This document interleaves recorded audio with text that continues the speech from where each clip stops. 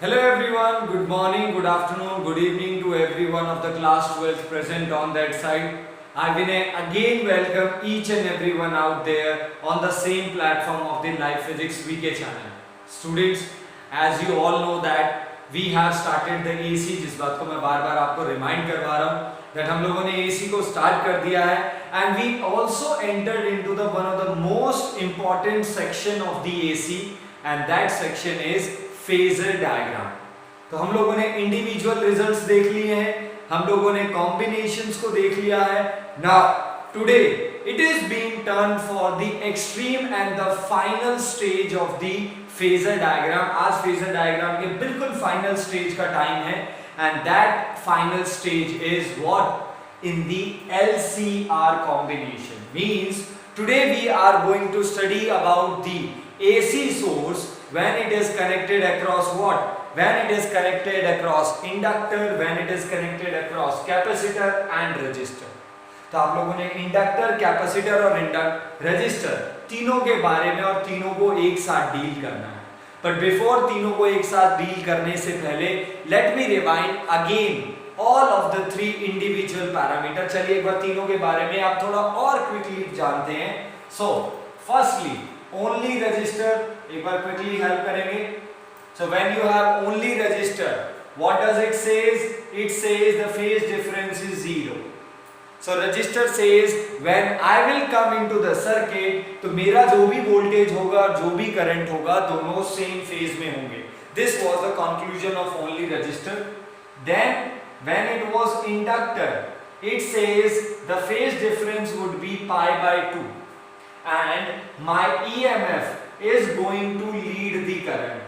तो इंडक्टर ये बोलेगा कि हमारा EMF करंट को लीड करने वाला है and by how much amount? By the pi by 2 angle and here the opposition is XL। तो इसकी opposition को हम लोग XL बुलाएंगे।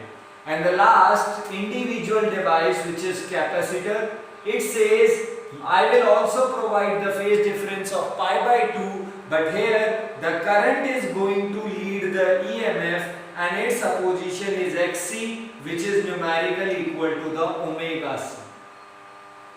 These are the three independent conclusions जो हमारे सामने थे और जो हम लोगों ने डिस्कस किए। Now it is time to combine all of them। So last lecture was completely dedicated on the combination of two elements RL and RC। Now it is being turned for LCR। So we are going to study the LCR combination, but LCR combination itself contain the three cases। LCR के अंदर ही खुद three cases हैं।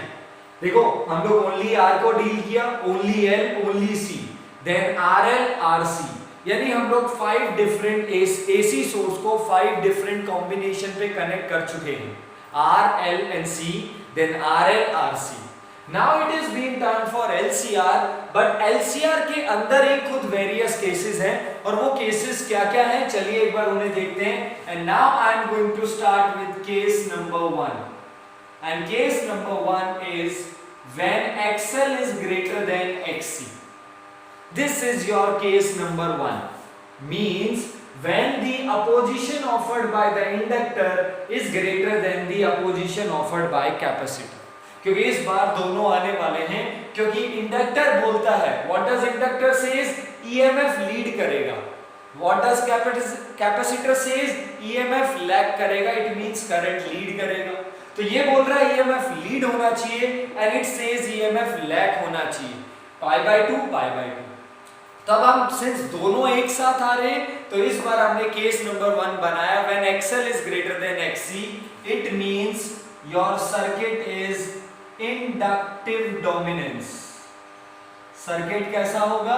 Inductive dominance, यानी inductor की चलेगी। क्योंकि देखो register का तो कोई रोल ही नहीं है। रजिस्टर बेचारा बिल्कुल सिंपल आदमी है, एक सिंपल ह्यूमन बीइंग है which says नाइदर आपके पास कोई चीज लीड करने वाली है और नाइदर ही कोई चीज लैग करने वाली है। But inductor will say that कि आपका EMF लीड करेगा and capacitor will say that EMF lag करेगा। तो चलिए इन दोनों के पास ही है, यानी जो भी गेम है अब वो इन दोनों में ही खेला जाएगा क्योंकि रजिस्टर का इन्वॉल्व तो बिल्कुल सिंपल है। तो इसमें से हमने फर्स्ट केस मान लिया जब XL ग्रेटर देन XC है, यानी डोमिनेंस XL, इंडक्टर का डोमिनेंस चल रहा है। सेकेंड केस क्या हो जाएगा, व्हेन कैपेसिटर का डोमिनेंस हो जाएगा। और थर्ड केस जब दोनों ही एग्जैक्टली इक्वल होंगे। ओके, तो चलिए स्टार्ट करते हैं। So we have circuit diagram everyone, so let's talk about the circuit diagram. So in this time we need capacitor, we need inductor and we need resistor. All are connected in series across an AC source. E is equal to E naught sin omega t. Simple. तो अब थोड़ा सा quickly काम होगा क्योंकि हमने combinations को deal कर चुके हैं। So this is the capacitor C, this is the inductor with inductance L, and this one is resistor with the resistance R. Okay, since all are in series, so let the total current through the circuit is I naught. मान लेते हैं circuit से current कितना है, I naught. So capacitor would be also I naught current. Inductor के पास भी I naught होगा और रजिस्टर के पास भी I naught ही होगा। But since all are in series connection, तो क्या चीज डिफरेंट होने वाली है, voltage. So let's suppose the voltage of capacitor is E naught C, the maximum or the peak voltage of capacitor, the peak voltage of inductor and the peak voltage of resistor. I think diagram बेटा लगभग वैसा ही चल रहा है जैसे हमारे पास पहले था, बट ओनली थिंग जो यहाँ पे वेरी कर रहा है वो ये कि यहाँ पे अब आपके पास तीनों डिवाइसेस एक साथ काम करेंगे। सो हम लोगों ने अप्रोच क्या रखा था, we will take the direction of current I naught, हम लोग आई नॉट को ले लेंगे एक पर्टिकुलर डायरेक्शन में, because I naught is the only factor जो तीनों डिवाइसेस को कनेक्ट करने वाला है, जो तीनों में कॉमन है। ओके, तो यही एक रिलेशन है जो तीनों में आपस में रिलेशन क्रिएट कर सकता है। So let's suppose I naught is the current, तो आ जाइए capacitor. So according to capacitor current lead, it means according to capacitor your voltage और योर ईएमएफ विल लैग। तो कैपेसिटर बोलता है कि मैं अपनी वोल्टेज को लैग करवाऊंगा by how much angle, π/2। So it's voltage will lag, so E naught C will lag the current by the angle of π/2. On the other side inductor says my EMF is going to lead, तो ये inductor बोलता है कि मेरा EMF तो lead करने वाला है, so E naught L is going to lead the I naught. And the last device is resistor, and resistor says the phase difference between the current and voltage is zero. It means none of the quantity, whether it is EMF or whether it is current, none of the quantity is going to lead or lag. दोनों में से कोई ना तो lead करेगा ना ही lag करेगा। इसका मतलब आपका रजिस्टर का वोल्टेज सेम ही है। तो आपका कैपेसिटर लैग करेगा, इंडक्टर की वोल्टेज लीड करेगी और रजिस्टर की voltage same phase. Am I clear with the circuit diagram? Done है? एब्सोल्युटली। तो ये हमारा सर्किट डायग्राम वैसा ही था जैसे पहले था। सो आई थिंक हमें अब फेजर डायग्राम पे वर्क करना चाहिए। So let's work on the phasor diagram. Okay, this is our reference lines as you all know that. So हमारा तरीका क्या था कॉम्बिनेशन में? देखो इंडिविजुअल में हम लोग क्या करते थे, in individual we do some mathematical calculation, वहां से हम लोग करंट का इक्वेशन बनाते and by looking at the equation हम लोग वहां से फेजर डायग्राम ड्रॉ कर रहे थे। But from the last lecture where we have started the combination of the device, so here we are not doing any mathematical expression earlier, हम कोई mathematical expression नहीं कर रहे हैं फॉर द करंट। इस बार हम लोग करंट का इक्वेशन फेजर डायग्राम से ही बनाएंगे जैसे हम लोगों ने लास्ट टू डेरिवेशन यानी RL और RC कॉम्बिनेशन में किया। प्रोसीजर स्टेप वैसे ही चलेंगे, बस ओनली डिफरेंस इज एक डिवाइस बढ़ जाएगा। तो हमारा तरीका क्या था, we will take the direction of current in any way. आप करंट की डायरेक्शन कहीं पर भी ले लीजिए। So this is the I naught. So what is the angle of the current from the reference angle? Presently अभी के लिए हमें नहीं मालूम वो कितना करंट बना रहा है, बट वो I naught है। तो आपका total current I naught, the same current will go through the capacitor. यही करंट कैपेसिटर से जाएगा और कैपेसिटर से अगर यही करंट जा रहा है तो कैपेसिटर का वोल्टेज π/2 एंगल लैग करेगा। सो E naught C should lag the current. So E naught C is lacking by the angle of pi by 2. So current से pi by 2 angle lag कर रहा है. Then we will turn to the next inductor. Inductor का voltage current को क्या कर रहा है? लीड कर रहा है. So the voltage of inductor is leading the current. So E naught L, it is leading the current by the angle of pi by 2.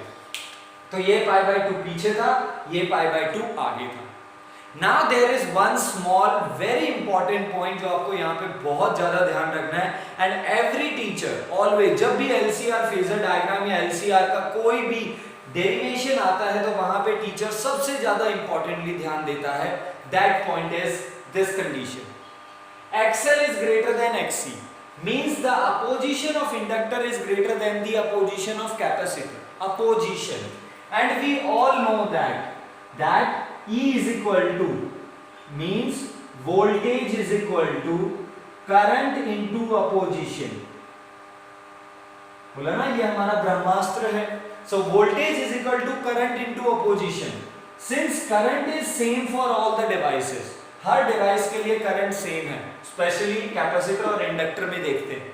तो इसका मतलब आपका जो वोल्टेज है वो अपोजिशन के डायरेक्टली प्रोपोर्शनल हो गया. Means more be the opposition more be the voltage. Now in this case किसका अपोजिशन ज्यादा है? इंडक्टर का अपोजिशन कैपेसिटर के अपोजिशन से ज्यादा है इन दिस केस. और अगर ऐसा है तो किसका वोल्टेज ज्यादा होगा? E naught L will be greater than E naught C. इस बात को याद रखेंगे सब. Why the inductor voltage is greater than the capacitor voltage? Because the inductor opposition was greater than the capacitor opposition. और अगर इंडक्टर का voltage ज्यादा है तो as you look on the diagram very much carefully, आप अगर diagram पे देखते हैं तो आपको दिखेगा कि इंडक्टर की वोल्टेज का जो लेंथ है, as you all know that ना, the length of this line always represents the peak value. जैसे current, voltage of capacitor, voltage of inductor. तो ये जो लेंथ है वो हमेशा पीक वैल्यू को दिखाता है. और यहाँ पे इंडक्टर की वोल्टेज ग्रेटर है तो इसलिए इंडक्टर वाला जो लेंथ है वो कैपेसिटर वाले लेंथ से ग्रेटर होना चाहिए. इस बात को सब ध्यान में रखेंगे. So that's why E naught C is being made very small. Small बनाया है और E naught L आपने लार्ज बनाया. इस बात को सब ध्यान में रखेंगे. Now the third voltage is the voltage of resistor and it would be in the same direction of the current. So this time, इस बार आपके पास किसी भी पर्टिकुलर पॉइंट पे कितनी वोल्टेज है? 3 वोल्टेजेस. अब तक जो हमारा RL और RC कॉम्बिनेशन था, when we were in RL combination और in RC combination, हमारे पास दो ही वोल्टेज होती थी, E naught R और E naught L, और either E naught R और E naught C. सो दो वेक्टर हो गए. सो टू वेक्टर को सॉल्व करने के लिए एक आसान तरीका है vector addition law. But this time we have the 3 vectors. इस बार हमारे पास 3 वेक्टर्स हैं एक ही पॉइंट पे. तो कैसे सॉल्व करें? We will solve pair by pair. तो हम लोग सबसे पहले पेयर बाय पेयर सॉल्व करेंगे.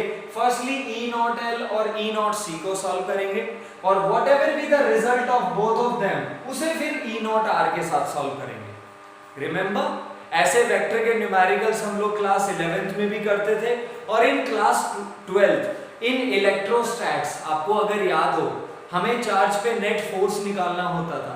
और अगर उस चार्ज पे या उस पॉइंट पे 2 से ज्यादा अगर फोर्सेस हैं तो हम पेयर बाय पेयर सॉल्व करते थे. पहले फर्स्ट पेयर का रिजल्ट निकालेंगे and whatever be the result of the first pair that would be solved with the next one. तो similarly E naught L and E naught C. Now I will ask you, what is the, please listen it very much carefully, what is the phase difference between the voltage of inductor and voltage of capacitor? Inductor की voltage और capacitor की voltage में phase का difference कितना हो गया? 180 degree. Because ये 90 degree आगे था, ये 90 डिग्री पीछे था, तो दोनों में angle 180 degree. And as you all know that if the theta is 180 degree, अगर किसी भी दो वेक्टर में एंगल 180 डिग्री होता है तो resultant always a minus b means greater minus smaller. और ग्रेटर कौन है? E naught L. तो हमारा नेट क्या आएगा? E naught L minus E naught C. This is the net of both of them. तो E naught L और E naught C का रिजल्ट क्या आएगा? क्योंकि दोनों में एंगल 180 डिग्री है, so resultant would be a minus b means E naught L minus E naught C. और रिजल्टेंट की डायरेक्शन कहाँ होगी, जो वाला वेक्टर बड़ा होगा, ऑब्वियस सी बात है। If a is greater then b, तो जो भी रिजल्ट होगा वो ग्रेटर की तरफ होगा क्योंकि वो ज्यादा है। तो इस बार हमारे E नॉट L और E नॉट C का resultant E naught L minus E naught C। Now after solving this, अब बताइए आपके पास कितनी वोल्टेजेस बच गई। नाउ प्रेजेंटली अब कितनी वोल्टेज है हमारे पास, now we have the two voltages. Number one E naught L minus E naught C, ये एक वोल्टेज है। Number two E naught R। तो चलिए इन दोनों को सॉल्व कर ले। यहां पे parallelogram law of vector addition लग सकता है। We will try to form the complete parallelogram and the resultant would be in the diagonal direction. तो resultant क्या होगा, diagonal में। तो देखो इन दोनों का net E naught L minus E naught C, और जो इन दोनों का नेट आया उसका R के साथ फाइनल E नॉट, यही हमारा टोटल वोल्टेज था, यही हमारा नेट वोल्टेज था। Am I clear or not? Phasor diagram done. तो ये हमारा टोटल वोल्टेज है, नेट वोल्टेज कंप्लीट को सॉल्व करने के बाद, E naught L, E naught C और E नॉट R को सॉल्व करने के बाद। और हमारी नेट वोल्टेज का phase angle it was omega t। So the phase angle of the net voltage was omega t। Done. What is that? This is your net voltage, this is your net current. Net voltage, net current, the angle between net voltage and net current is phi. We call this as a phase difference. तो net voltage और net current के बीच का difference phase difference, जिसे phi बुलाते हैं। तो check this out, यहाँ पे कौन लीड कर रहा है, कौन लैग कर रहा है। So here अगर हम इस डायग्राम के अकॉर्डिंग जाएं तो voltage is leading and current is lagging by how much angle, phi angle। तो इसका मतलब अगर आपका करंट phi एंगल लैग कर रहा है, so the phase angle of current would be omega t minus phi। तो हमारे करंट का फेज एंगल क्या होगा, ओमेगा t minus phi। तो हमारे करंट का इक्वेशन क्या होगा, I is equal to I naught sin omega t minus phi।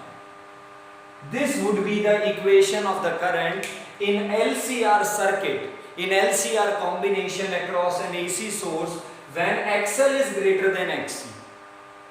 Okay यानी डोमिनेंस किसका चल रहा है, इंडक्टर की चल रही है। और इंडक्टर क्या कहता है, वोल्टेज लीड करना चाहिए। तो देखिए फाइनली वोल्टेज करंट को लीड कर रहा है, नेट वोल्टेज नेट करंट को लीड कर रहा है, बट कितने एंगल से, फाई एंगल से। इसकी वैल्यू अभी हम लोग कैलकुलेट करेंगे जैसे हम लोगों ने पुराने डेरिवेशन किए थे। But before going to the derivation, I am again calling and I am again saying similarly in the previous lecture, first of all clear your circuit diagram and then clear your phasor diagram. Once you are cleared with both the diagram, then please approach to the mathematical and the rest of the part. Clear है? तो पहले हम लोगों ने circuit, phasor. अगर अभी भी कोई डाउट है तो प्लीज एक बार पॉज करके इसे वापस से रिमाइंड करके देखिए, फॉरवर्ड मत बढ़ना। Now let's start. So what we have, we consider, let us consider an inductor, inductor L, capacitor of capacitance C and resistor of resistance R in series. They all are in series across an AC source. They are in series across an AC source. We have circuit diagram, we have phasor diagram. अब calculation करें। So for the calculation we will take the same name O, A and B. हम triangle का वही नाम रखेंगे जो हम लोग लास्ट लेक्चर से लिखते आ रहे हैं। So now in triangle OAB, please apply the Pythagoras theorem. So in triangle OAB, the Pythagoras theorem will give you OB square is equal to OA square plus AB square. Done? What is OB is representing? OB is representing the peak value of the net, E naught. E naught square is equal to OA square. What is OA is representing? It is representing E naught R square plus AB square. इसको थोड़ा सा ध्यान से देखेंगे, AB and AB is representing this length which is E naught L minus E naught C, not the E naught L। ये जो हमारा AB है वो इसको रिप्रेजेंट कर रहा है। ओके, सो हमारे पास ए बी की वैल्यू क्या आएगी, E naught L minus E naught C whole square. Okay, so your net voltage E naught is equal to whole root over E naught R square plus E naught L minus E naught C का square. This is the way how you are going to find out net EMF of the circuit. So net EMF of LCR, it is given by root over voltage of resistor का square plus voltage of inductor minus capacitor का whole square, और वो सारी की सारी term whole root के अंदर. Am I clear? Now similarly we are going to use our standard formula. Our standard formula was, हमारा एक standard formula बेटा, voltage is equal to current into opposition. होता है हमारे पास, हमारा जो ब्रह्मास्त्र है सीधा सा बात है, current is equal to voltage by opposition, तो voltage is equal to current into opposition. तो बताइए रजिस्टर का कितना वोल्टेज होगा, तो रजिस्टर का voltage is equal to resistor का current I naught, and what is the opposition of resistor R, तो इसका I naught are.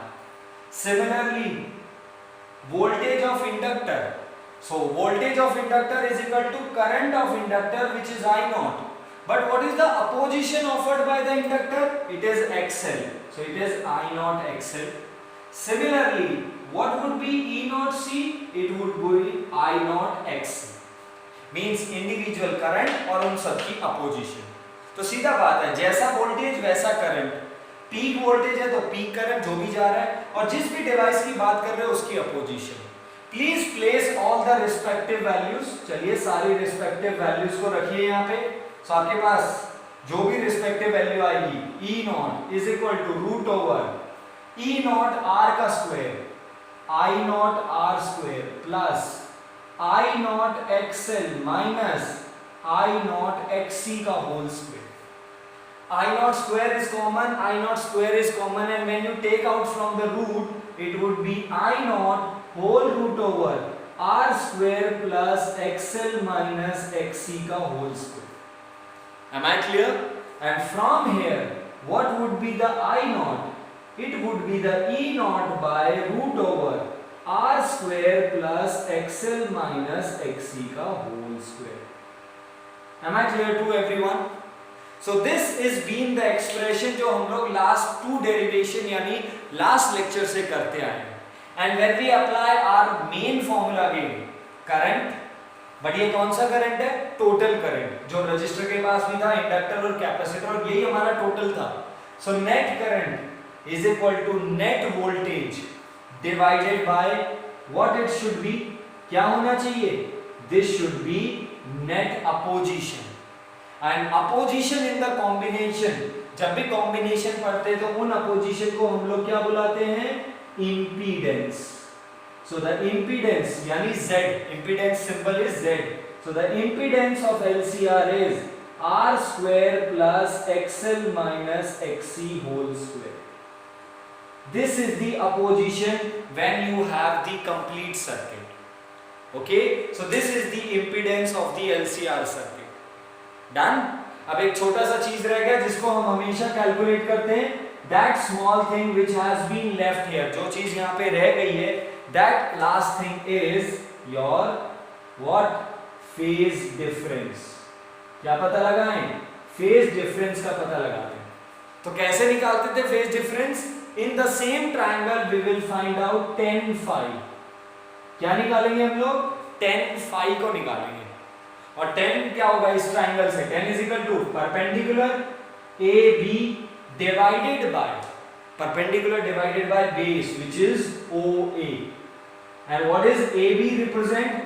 AB represent E naught L minus E naught C divided by E naught R.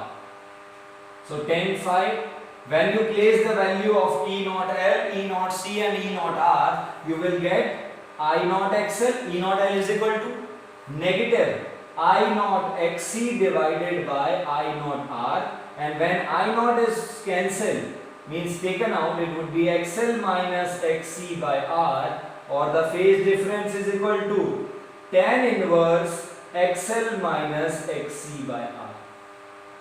This is the final formula for the phase difference. यानी in LCR circuit when XL is greater than XC, condition पे सब ध्यान रखेंगे, when XL is greater than XC, in that case when means when you are inductor dominant, जब inductor की चल रही हो, in that case आपका जो नेट वोल्टेज है वो देखो करंट को लीड करेगा, और इंडक्टर भी यही बोलता है कि वोल्टेज करंट को लीड करेगा। हाँ, π/2 से लीड करेगा अगर अकेला वो आएगा, बट यहाँ पे इसके अपोजिशन में कैपेसिटर है जो बोलता है वोल्टेज को लैग करना चाहिए, बट इंडक्टर का डोमिनेंस है तो ओवरऑल रिजल्ट वोल्टेज ही लीड करेगा। By how much angle? Phi angle, वो हमने निकाल लिया। सर्किट का नेट वोल्टेज क्या होगा वो भी हमने, नेट ईएमएफ भी निकाल लिया, नेट अपोजिशन भी आ गई हमारे पास, और फेज डिफरेंस भी आ गया। This is your LCR combination, but the case number 1 when XL is greater than XC. I hope it is being clear. Now when the XL is being greater than XC, now we will going to switch the condition. अब हम लोग condition को switch करने वाले हैं, and the condition is going to be when what is going to happen? When XC is greater than XL. So you will call this as what dominance? It is capacitive dominance. कौन सा dominance होगा? ये capacitive dominance होगा जब capacitor की चलेगी। So the circuit diagram will remain the same, क्योंकि यहाँ तो बस सीधा बात है, कैपेसिटर की वोल्टेज लैग करेगी, इंडक्टर का वोल्टेज लीड करेगा, और रजिस्टर का वोल्टेज सेम। तो कहानी में जो भी बदलाव आएगा वो कहाँ आएगा? फेजर डायग्राम में। So let's talk about the phasor diagram once again. तो चलिए इसका phasor diagram बनाते हैं। Circuit diagram will remain the same for the case number 2. आप दोबारा से बनाएंगे please circuit diagram को, because in the examination any of the case can be asked. जब भी आप अपने बोर्ड पेपर के लिए जाते हैं तो आप लोगों ने लास्ट लेक्चर में RL और RC पढ़ा, बट RL और RC के एग्जाम में आने के चांसेस बहुत कम होते हैं। Reason, if you teacher want to have a question, teacher अगर एक ऐसा क्वेश्चन चाहता है जिससे आपका कॉम्बिनेशन का एबिलिटी समझ में आए, so teacher always prefer to go with LCR. Teacher हमेशा प्रेफर करेगा तीनों के साथ जाए।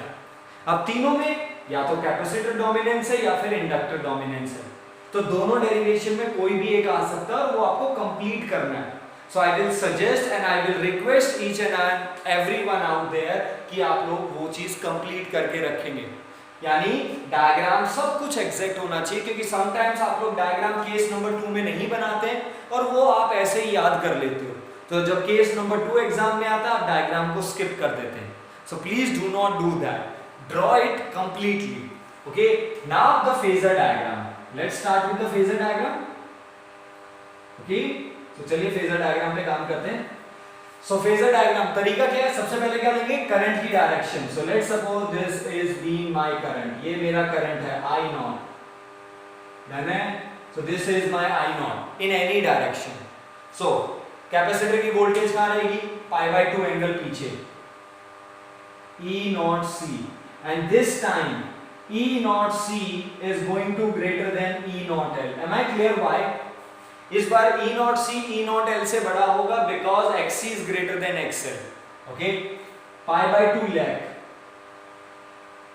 E naught L, it is going to lead the current by π/2, but this time capacitor is dominance, तो इस बार नेट वोल्टेज इसके हिसाब से चलेगी। Okay, so this is your E naught R। now again we have the three voltages E naught L, E naught C and E naught R। तो कैसे solve करें, pair by pair. So first of all E naught L और E naught C दोनों को solve करते हैं। What is the phase angle between both of them, 180 degree, and whenever the it is being 180 तो R is equal to A minus B, means greater minus smaller, और इस बार greater कौन है, E naught C, तो आपकी net voltage क्या आएगा, it would be E naught C minus E naught L। Am I clear? जहां पे लास्ट डायग्राम में वो E naught L minus E naught C था, अब वो E naught C minus E naught L। Now अब आपके पास कितनी वोल्टेजेस हैं, now you have two voltages, E naught R and E naught C minus E naught L। So we will go with the phasor diagram, mean दोनों का resultant निकालते हैं, and this will represent means the diagonal of this parallelogram, the diagonal of this parallelogram will represent you E naught. ये आपके E naught को represent करने वाला है. I am calling this as a parallelogram. मैं इसे parallelogram इसलिए बोल रहा हूँ because we are applying the vector addition rule, which is parallelogram vector addition rule. I know एक एंगल 90 डिग्री है और अगर parallelogram का एक एंगल 90 है, so it would be a rectangle. But हम लोग यहाँ पे पैरेललोग्राम ही कॉल करेंगे क्योंकि parallelogram law of vector addition चल रहा है. तो ये हमारी net voltage. So net voltage का रेफरेंस लाइन से एंगल कितना होता है? Omega T. Net voltage and net current इन्हीं दोनों के बीच के ही एंगल को क्या बुलाते हैं? Phase difference. But when you look at the current, अगर आप करंट को देखते हैं तो this time current is leading the voltage by how much angle? Phi angle. और अगर करंट फाई एंगल से लीड कर रहा है तो करंट का phase angle omega T plus phi. So what would be the equation for current? The equation for current would be I is equal to I naught sin omega T plus phi. इस बार current lead करेगा. क्यों? क्योंकि इस बार किसका dominance है? Capacitor का dominance है. कैपेसिटर की चलेगी और कैपेसिटर क्या बोलता है? करंट लीड करेगा. बट कितने एंगल से लीड करेगा वो अभी हम लोग कैलकुलेट करेंगे. ओके, स्टार्ट करें. फॉर द सेम ट्रायंगल वही नाम रखते हैं O, this is been A and this is been B. Okay, in OAB Pythagoras theorem लगाएंगे. So Pythagoras theorem is OB square is equal to OA square plus AB square. और इस बार बेटा AB किसका काम कर रहा है? E naught C minus E naught L. बस केवल इतना फर्क है. तो इस बार E naught L minus E naught C नहीं होने वाला. This time it is going to be E naught C minus E naught L. E naught C minus E naught L. Everything is going to be same. Next time it would be I naught XC minus I naught XL. यानी आप लोग I naught XC में से I naught XL minus करोगे. XC minus XL, XC minus XL. So your net impedance. So net impedance का formula root over R square plus XC minus XL का square. जहां पे हमारे पास जब इंडक्टर डोमिनेंस था तो सीधी सी बात थी. तो जब XL ग्रेटर देन XC था तो यहाँ पे XL माइनस XC का होल स्क्वायर था. और this time XC greater than XL है तो it would be XC minus XL. Mathematical expression वैसा ही है. So we are not going to give the time here. Similarly the tan phi. So tan phi is being perpendicular by base, so it would be E naught C minus E naught L. Means I naught XC minus I naught XL, and it would be XC minus XL, or phi is equal to tan inverse XC minus XL by R. This is being the expression for net EMF, impedance means net opposition, and the phase difference for LCR circuit. तो ये combination है LCR circuit का जब आपके पास क्या है? जब आपके पास XC greater than XL. So am I clear with the case number 2 please? मैंने यहाँ पे भी 1 ही लिखा हुआ है, sorry. So this is been your case number 2. Case number 2 in the capacitor when it is been capacitor dominance. Am I clear to everyone? ये बात सबको क्लियर हो गई? डन है? So this is been your case number 2. So case number 1 क्या था हमारे पास? The case number 1 was when XL is greater than XC. तो एक बार इंडक्टर को ग्रेटर बना दिया, एक बार कैपेसिटर को ग्रेटर बना दिया. Now it is been the third time, means the case number 3. Okay, I hope आप लोग समझ पा रहे हैं. Case number 3 when XC greater than XL भी हो गया, when XL is equal to XC. जब दोनों आपस में बराबर होंगे तो कहानी में क्या ट्विस्ट आएगा वो थोड़ा सा देखते हैं. तो अगर दोनों इक्वल हैं तो चलिए फेज डिफरेंस के बारे में बात करते हैं. एक बार सर्किट डायग्राम तो वही रहने वाला है, तो फेजर डायग्राम बनाते हैं. चलो आ जाओ, एक बार हेल्प करो. So it would be I naught anywhere. ये हमारा I naught. Where is your E naught C? E naught C should be lagging by pi by 2 angle. E naught L should be leading by the pi by 2 angle, and this time E naught L is equal to E naught C. इस बार voltage across inductor और voltage across capacitor equal होगा, because voltage is equal to current into opposition. Current दोनों में same है because they are in series, और इस बार अकॉर्डिंग टू दिस केस उनका अपोजिशन भी इक्वल है, और अगर इनका अपोजिशन इक्वल है तो उनकी वोल्टेज भी इक्वल होंगी, and this would be your E naught R। Done है?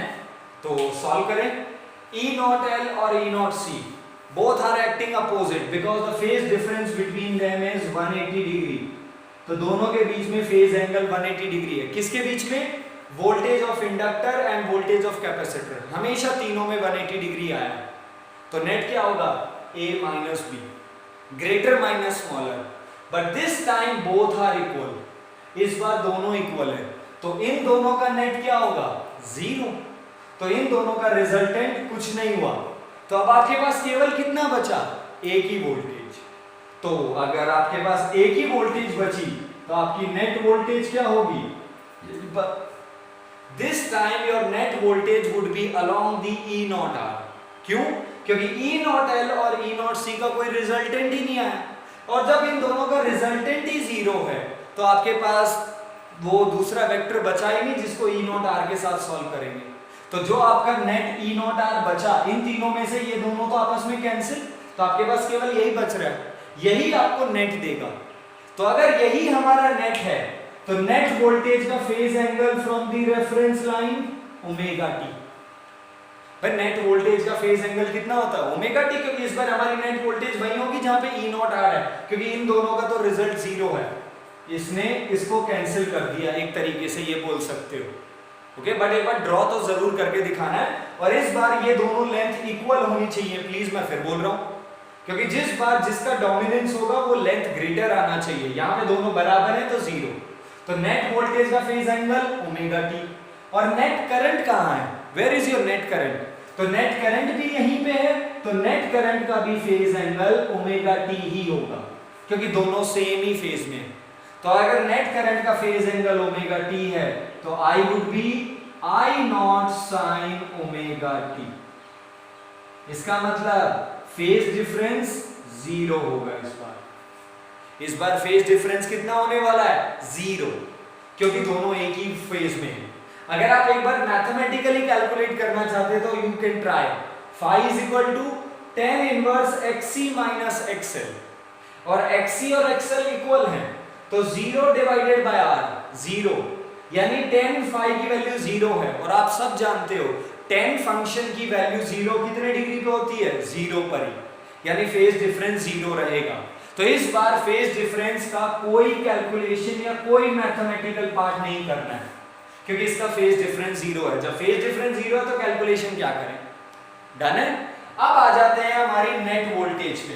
तो हमारा नेट वोल्टेज का formula root over E naught R का square plus E naught L, E naught C minus E naught L। तो सीधा सा बात है, अगर हम इसे सॉल्व करते हैं तो हमारे पास इस बार कोई ट्रायंगल नहीं बन रहा, तो हमारे पास सीधा सा कॉन्सेप्ट है net EMF of combination. So combination का नेट EMF क्या बनेगा? E नॉट कितना होगा? जितना E नॉट R है। कब? when XL is greater than XC, sorry when XL is equal to XC। तो जब आपका XL XC के इक्वल है तो आपकी नेट वोल्टेज उतना ही होगा जितना रजिस्टर का। ओके, तो अगर ऐसा है और अगर आप इसे फिर से ट्राई करते हो तो अब आपके पास जो इंपीडेंस आएगा, क्या आएगा? इंपीडेंस। तो अगर हम इसे अप्लाई करें तो we all know that what is E naught R? E naught R is equal to I naught into R। Voltage of resistor is equal to I naught into R, और यहां से I naught is equal to E naught by R। Now check this out. From here net current is equal to net voltage by net opposition. इस बार हमारी net opposition, जिसे हम लोग क्या बुलाते हैं? इंपीडेंस। इस बार हमारा इंपीडेंस किसके बराबर होगा? R के बराबर होने वाला। This would be your impedance when your XL is equal to XC। क्यों? क्योंकि ये दोनों तो इक्वल हैं, ये दोनों एक दूसरे को कैंसिल कर देंगे। ये बोलेगा लैग करना, ये बोला लीड करना, दोनों बराबर है, तो कोई इफेक्ट नहीं आएगा। केवल कौन बचा? रजिस्टर। तो इसका मतलब इस बार अपोजिशन रजिस्टर वाली लगेगी ओनली। इस बार फेज डिफरेंस जीरो होगा। इसका मतलब फेज डिफरेंस जीरो है करंट और वोल्टेज में। So who is leading now? इस बार कौन लीड कर रहा है? No one is leading. कौन लैग कर रहा है? No one is lagging.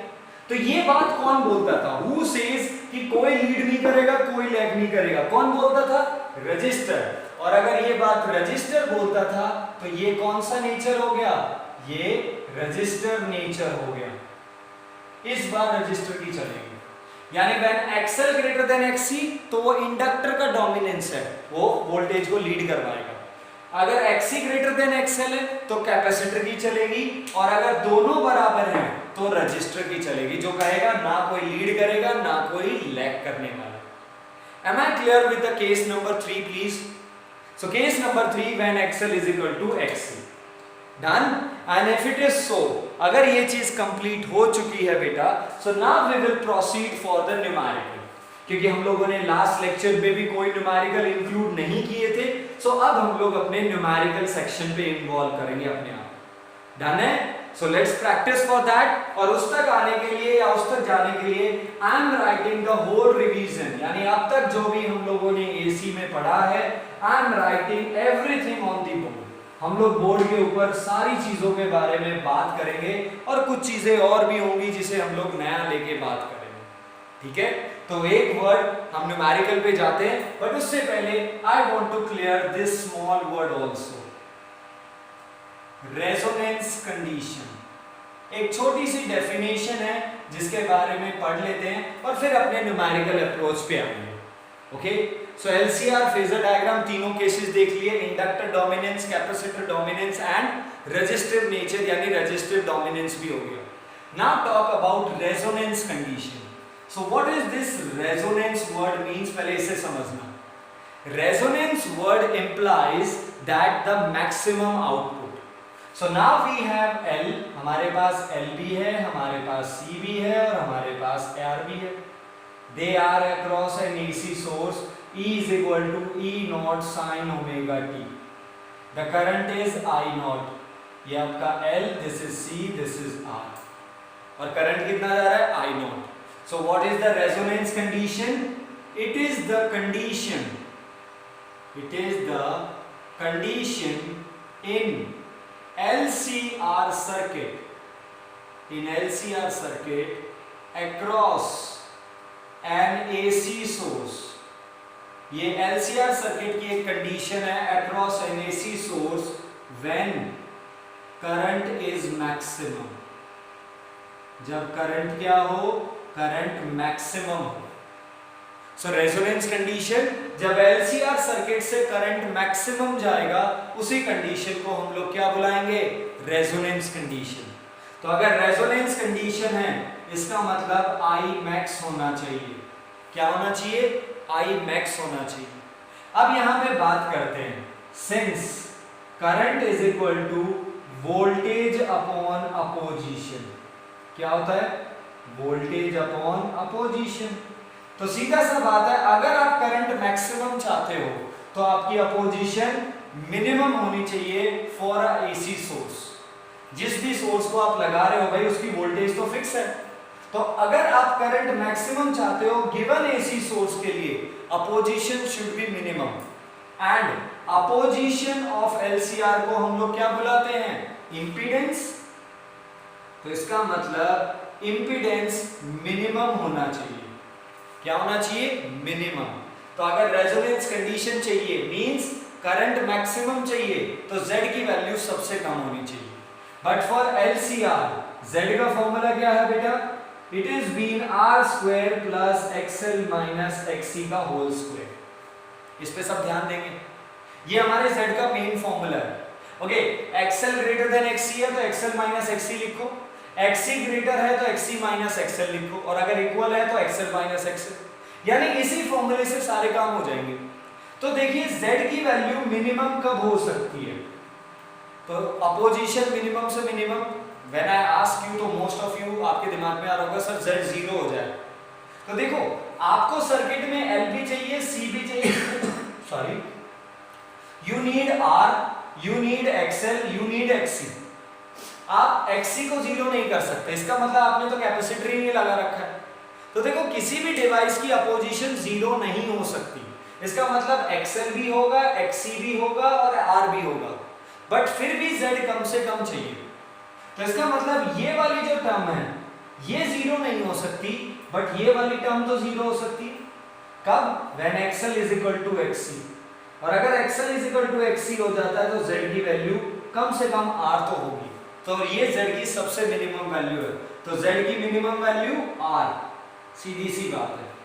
तो अगर करंट मैक्स चाहिए तो जेड को मिनिमम होना पड़ेगा, और जेड की मिनिमम वैल्यू कितनी है? आर, यानी XL is equal to XC को होना पड़ेगा, यानी XL is equal to XC है, तो ये दोनों टर्म तो कट जाएंगी, आपके पास रूट में केवल आर स्क्वायर बचेगा जो आपकी सबसे मिनिमम वैल्यू हो जाएगी।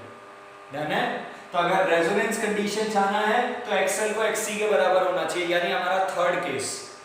ओके, और अगर XL is equal to XC है तो आपकी नेट वोल्टेज उतनी ही होगी जितनी वोल्टेज अक्रॉस रजिस्टर है, सीधी सी बात है।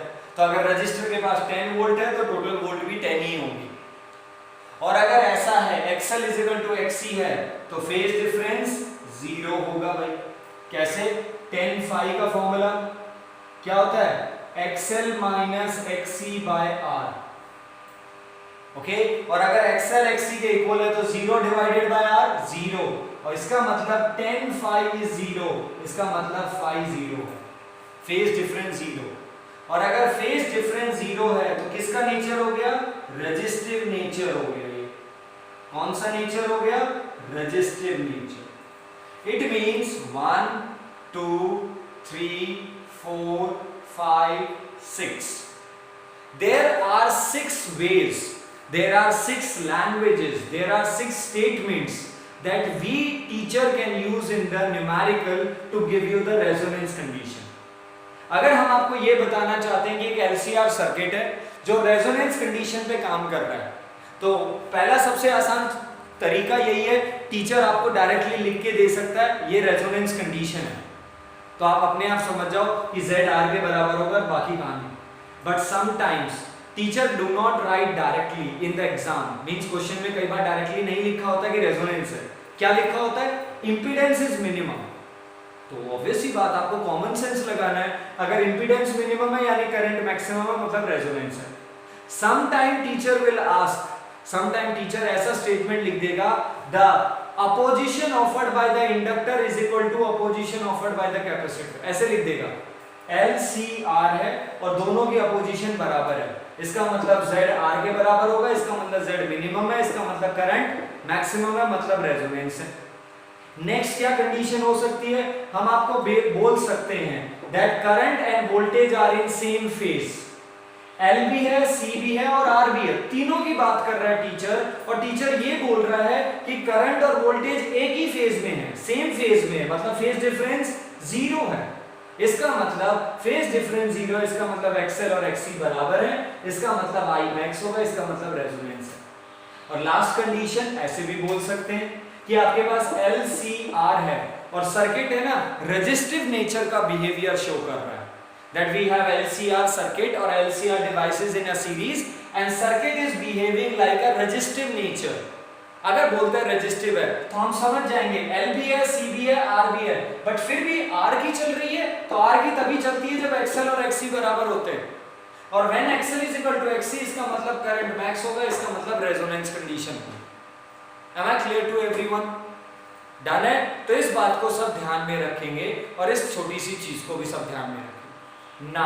अब एक छोटा सा हिस्सा है जो नॉट इन सिलेबस है, तो मैं यहाँ पे स्टार बना के लिख दूंगा, not in syllabus.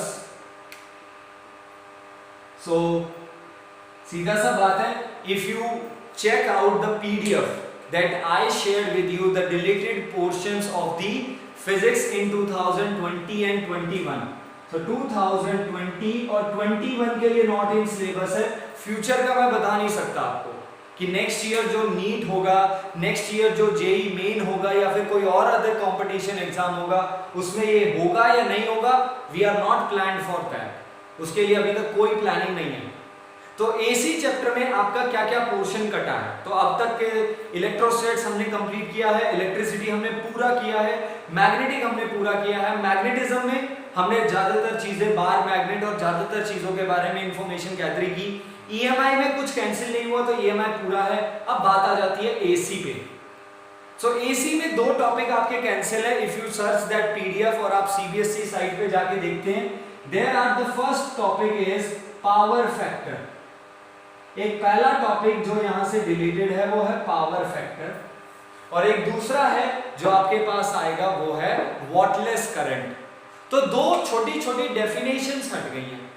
Today I am going to discuss this one of the important topic, एक ऐसा टॉपिक जो आपके सिलेबस से हटा दिया है, बट आज मैं आपको ये चीज बताने जा रहा हूं कि ये पावर फैक्टर हटा के हमें कोई फायदा नहीं हुआ है।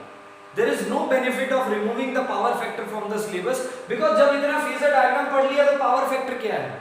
अब क्या है पावर फैक्टर, चलिए वो आप लोगों को पढ़ाता हूं। और मैंने आपको पहले भी प्रॉमिस किया था, जो टॉपिक हमारे पास हटे हैं स्पेशली इन पार्ट वन में जो टॉपिक हटे हैं, जैसे इलेक्ट्रिसिटी में सीरीज पैरेलल कनेक्शन या कलर कोडिंग हट गई है, मैग्नेटिज्म में साइक्लोट्रॉन हट गया है, इलेक्ट्रोस्टैट्स में आपका गॉसेस की थर्ड एप्लीकेशन हट गई है, और यहां से मैग्नेटिज्म में हमारा बार मैग्नेट हटाया। तो वो ऐसे टॉपिक थे जिनको कवर करने के लिए हमें ज्यादा टाइम कंज्यूम करने की जरूरत नहीं है, यहां हमें कोई अलग से लॉजिक लगाना है। तो मैं आज आपके साथ पावर फैक्टर को डिस्कस करता हूं, जैसे मैंने प्रॉमिस किया था कि एक ऐसे टॉपिक है जिनको हम विद इन 5 मिनट्स में कवर कर सकते हैं। तो उन दोनों टॉपिक्स में से power factor and wattless current, आज मैं आपको पावर फैक्टर समझाने जा रहा हूं, ठीक है। इन फ्यूचर लेक्चर हम वॉटलेस भी पक्का करेंगे, तो यानी ऑफिशियली हम लोग सब कुछ करेंगे, चाहे वो सीबीएसई में आए या ना आए, बट हम लोग उसे सब कुछ करके जाएंगे, बिकॉज फ्यूचर को भी देखना है, and future is always unpredictable.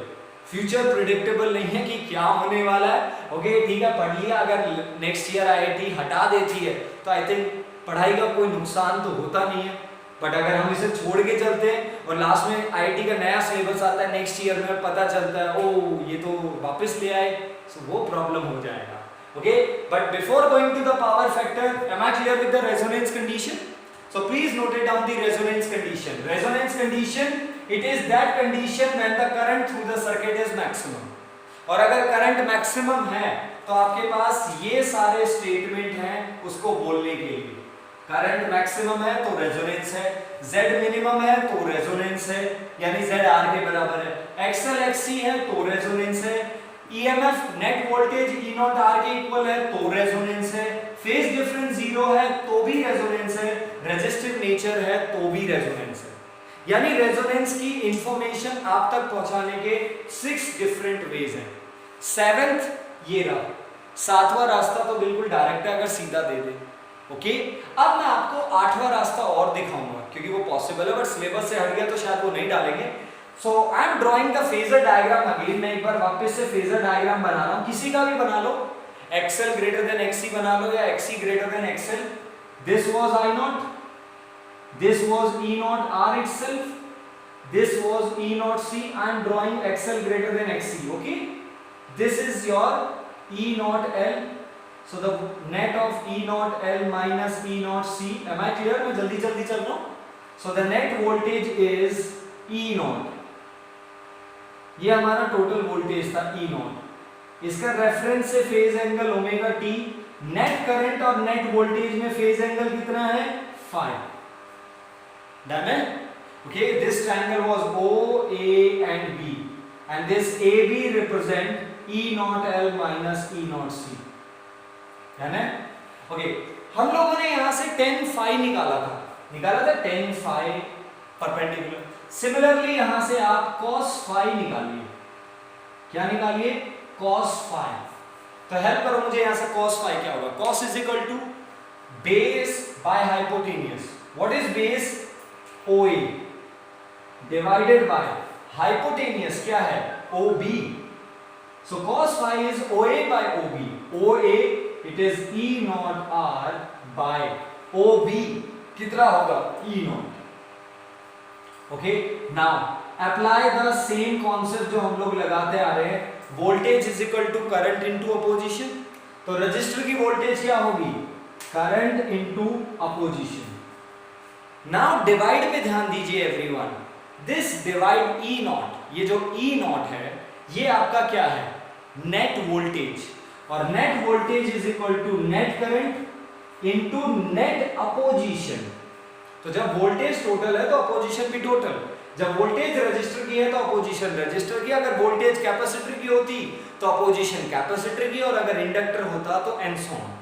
So now when you solve that, आपको cos फाई की वैल्यू क्या मिली, r बाई z, और इसी cos फाई को नहीं, phi is known as phase difference, इसी cos फाई को आप लोग क्या बुलाएंगे, power factor.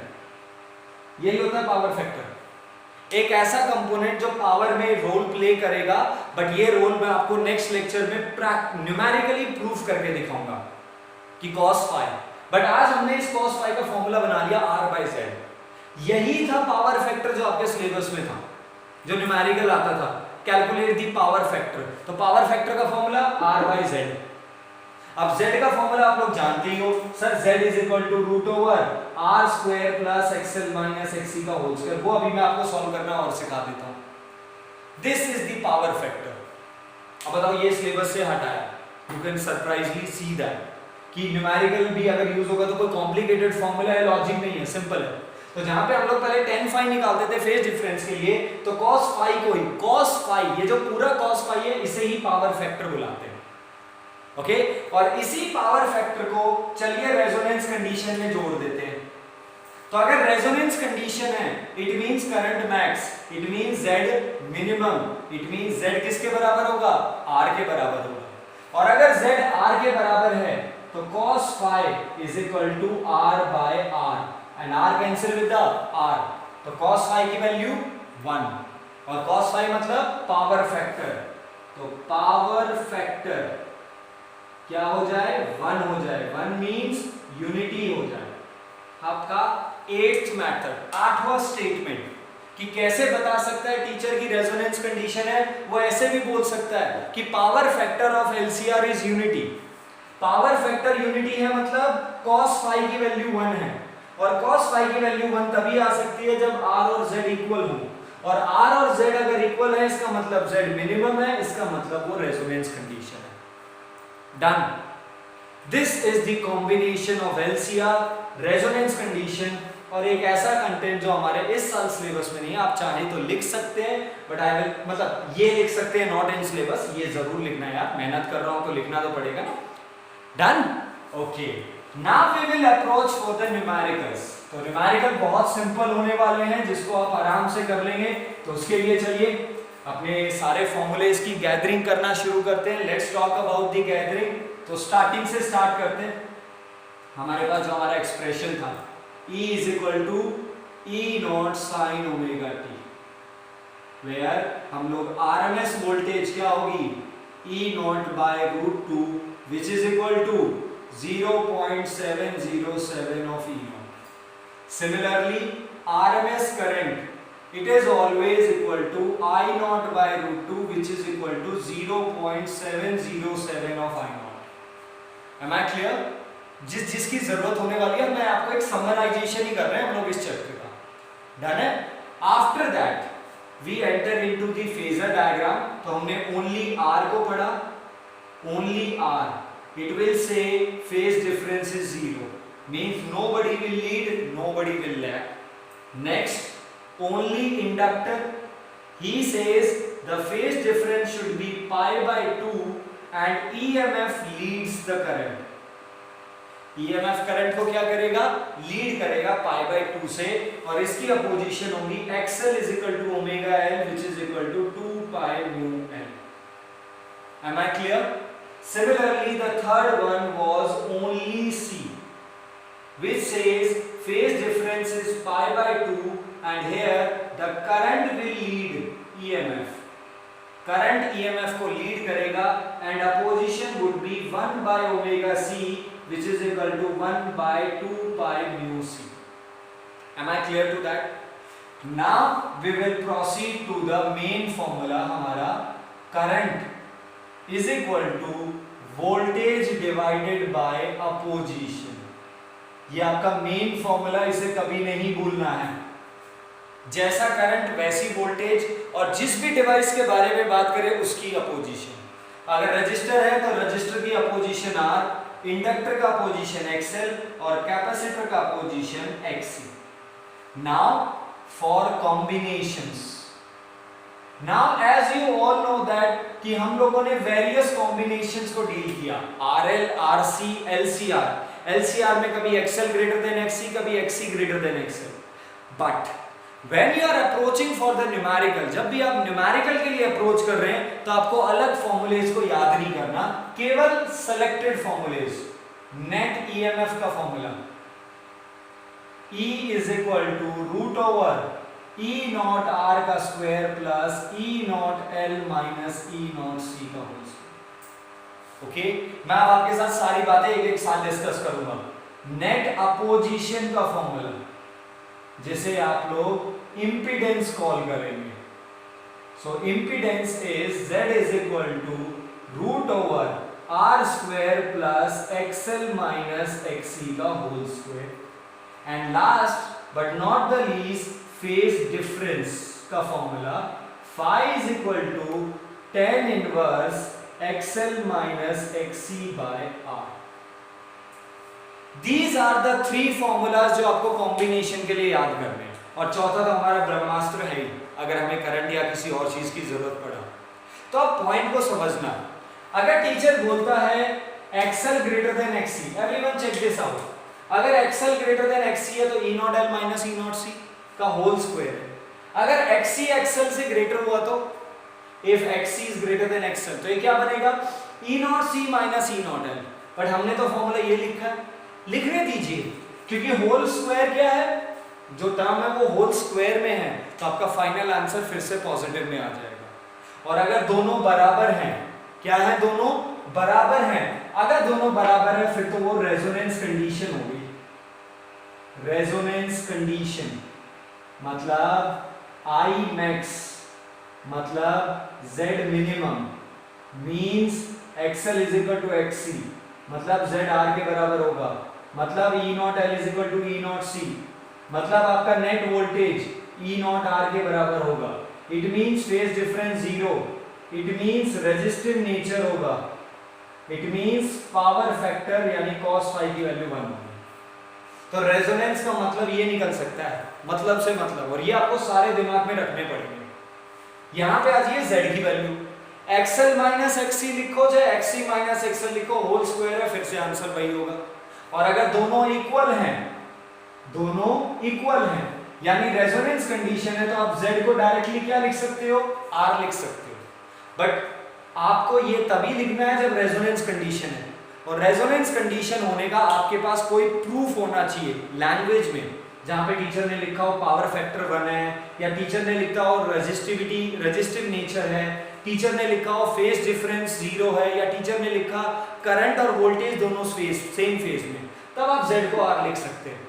And similarly phase difference, tan inverse, यहां पे मॉड यूज कर लीजिए, use the mod for the numerical, XL minus XC by R या फिर XC minus XL by R, कोई भी ग्रेटर हो, माइनस है तो मॉड है, तो फाइनल आंसर पॉजिटिव में ही आना है। इट मींस आपके पास कोई भी कॉम्बिनेशन आप ये यूज कीजिए।